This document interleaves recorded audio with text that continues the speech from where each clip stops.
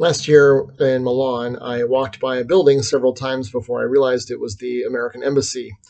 I realized there were a lot of Americans standing outside of it, and there were armed guards there. They were Italian army, but it didn't dawn on me that I was hearing English in a part of town that I didn't expect to, somewhere between the downtown and the train station, the, to ask what was going on until I went to the airport to leave.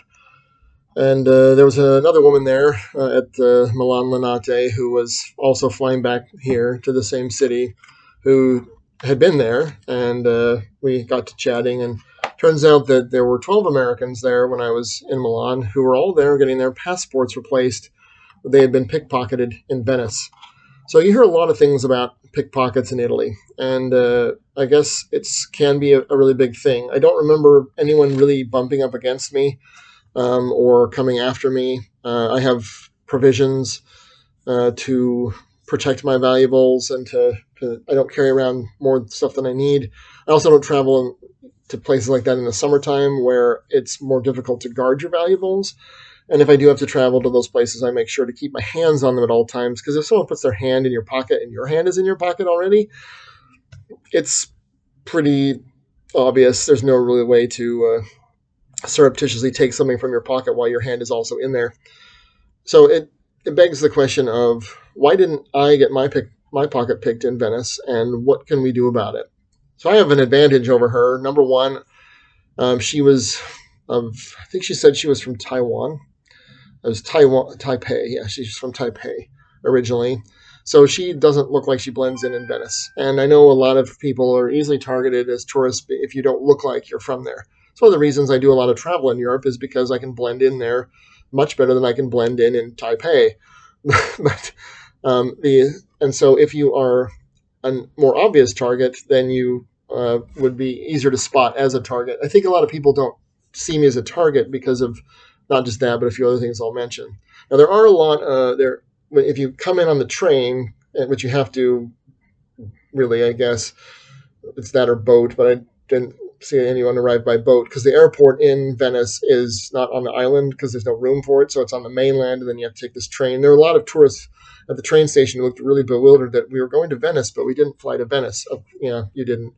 Now you're there. And so there are people when you come out of the train station that are sort of the same as if it was an airport, looking to, taxi. There were water taxis and, the gondola drivers and such. But there's also porters there looking to carry your luggage. And I arrived early in the morning, so I don't think they were up yet. So they weren't there. And obviously when I was leaving, the porters didn't ask me because I was leaving and I wasn't taking any luggage. They were all dark skinned, and not from either Africa or the Middle East, and so they're also not from there. So there are plenty of people who are not from there. A lot of the vendors were also foreigners. All the stands in the streets as you meander your way from the train station to the main plaza where the Doge's palace is. A lot of I'd say a majority of the vendors in the streets were foreigners. The shops looked like they were staffed predominantly by Venetians, or at least Italians, or people who are visually indistinguishable from Italians. But the real big thing that helped me is, number one, I look like I might belong. Number two, I walk with purpose. And number three, I speak Italian. Venice is really easy to navigate. I think I've talked about this before. There are signs up on the upper walls that label the main plazas. And I think there's only three main plazas in Venice, but the famous one, where most of the tourist sites are, is labeled. So if you know what it is and you know where to look for them, you can just look up there and follow them. And so you don't have to get your phone out all the time, because as soon as you get your phone out, there's a calculator, but you're looking for directions, you have now, number one, identified yourself as a tourist, and number two, shown that you're distracted. And if you're distracted, then you're a target. So I am traveling alone, and so I'm not with anyone and talking to anyone. If I were with someone, there's a very good chance I would have to speak English to them, because most people don't speak Italian. I have a coworker in the math department, I found out after my trip. He is actually from Sicily, so he's been pestering me and speaking to me in Italian ever since he found this out, because he doesn't get to practice it very often on campus, and I'm not Italian at all. I learned my Italian in northern Italy, in the Bolzano region, which is the part of Italy that used to belong to Austria until Hitler gave it to Mussolini for his birthday. And so everyone knew that there was a possibility that I was actually an Italian, because there are people in that part of the country who used to be Austrians who look somewhat like me and have my accent, because Italian is not their first language. Their first language is German. So the fact that I speak German, I look like I'm from Tyrolia, and I speak Italian with a Tyrolean accent, I think everyone just assumed I really was. The Venetians certainly didn't ask anything, and Venice and Venetians, even in Padua, which used to belong to the Republic of Venice, there's a very distinct Italian accent there that's different from the other parts of Italy. So people, I think, because I'm not talking, because I don't need assist, and because I do speak their language, with an accent from a region that they recognize, I think they just assume I am from there. And so you become less of a target. So the whole point of all advice is to make yourself less of a target. When we're talking about driving in a nondescript car, or putting the right locks on your house, or coming with the right accoutrements to keep your belongings in check, what you're doing is you're making yourself a more difficult target to encourage them to go after someone else. So if you're an American traveling to anywhere where there's a risk of pickpockets, you need to find a way to secure your valuables and guard your wallet with your life. I don't know why they stole passports. What are they going to do? Travel home and pretend that they're an American citizen who's born in Taipei?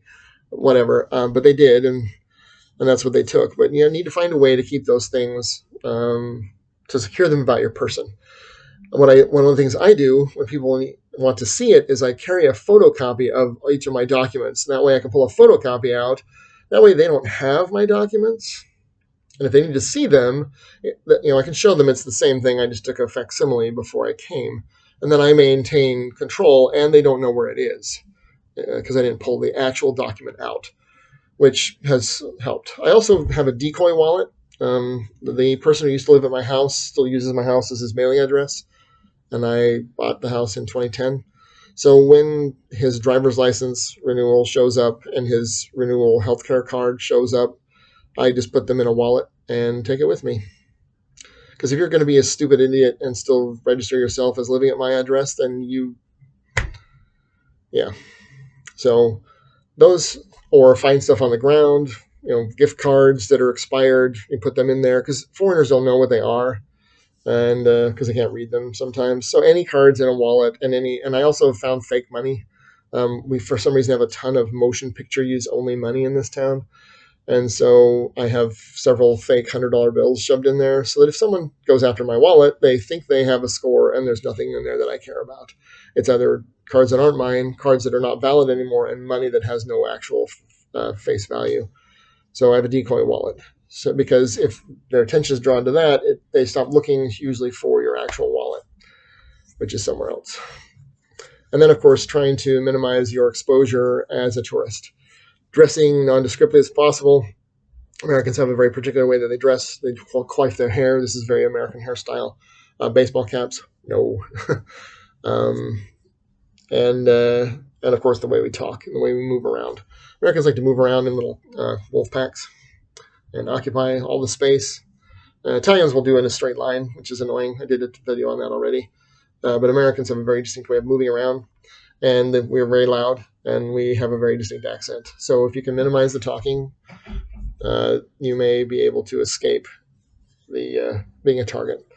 Also, with as much recon as you can. In the day of the internet, you can actually look at stuff and use Google Street View to map out your route. If you have even a halfway decent memory, you can memorize your route, memorize waypoints along the way, or even instructions. Or one of the things I have also started doing, just 1 second, is taking paper instructions, because I've had some problems in some countries with internet and internet buffering, and also it helps because people have no idea what's on your piece of paper that you open up and unfold. They know what this is.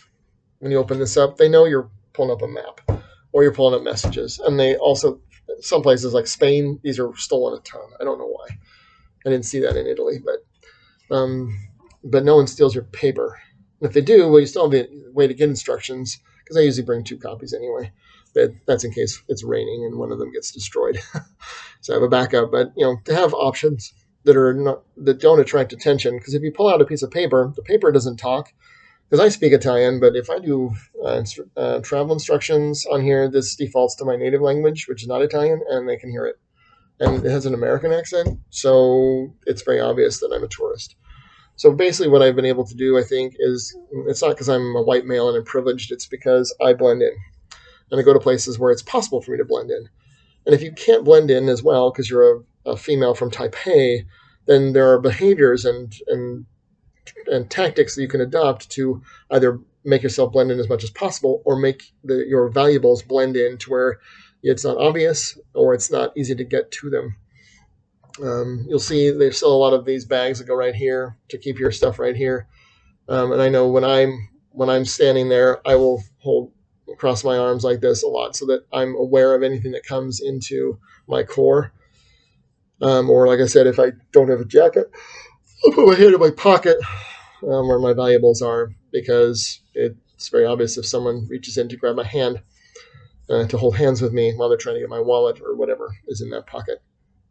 I also keep two wallets, one with different amounts of money in them, so that if you do take one wallet, you don't have all of my cash, and so that if I want to barter with someone, I can tell them I only have this much, and that's true, but it's not. This is all I have on me right now, and sometimes that works. Sometimes they're like, "Well, we take credit card." It's like, yeah, I know. Most places do, but it's really funny when you try to use a credit card and they want cash instead. I don't. That's pretty rare, but it happened to me a couple times in Scotland, and it happened to me only once in Italy. So, but they're like, really, you don't have cash? Not that much, not anymore. It's 5:30 in the evening. I have spent all the cash I brought with me already on other places that required it, and you don't require it. So, but most places are pretty cool about that, and most people are understanding. So, also, and then before you go, find out where the embassies are, because the embassy may not be very close to you. Milan and Venice are not particularly close to each other. I think it's like a 3 or 4 hour train ride, and if you're not going to Milan anyway already, it can be pretty out of your way because that's a whole day just to drive over there on the train and back. Assuming that you immediately get into the embassy, and it's not that close to the train station. It's probably a mile and a half due south or southwest of the train station, so it's not super convenient.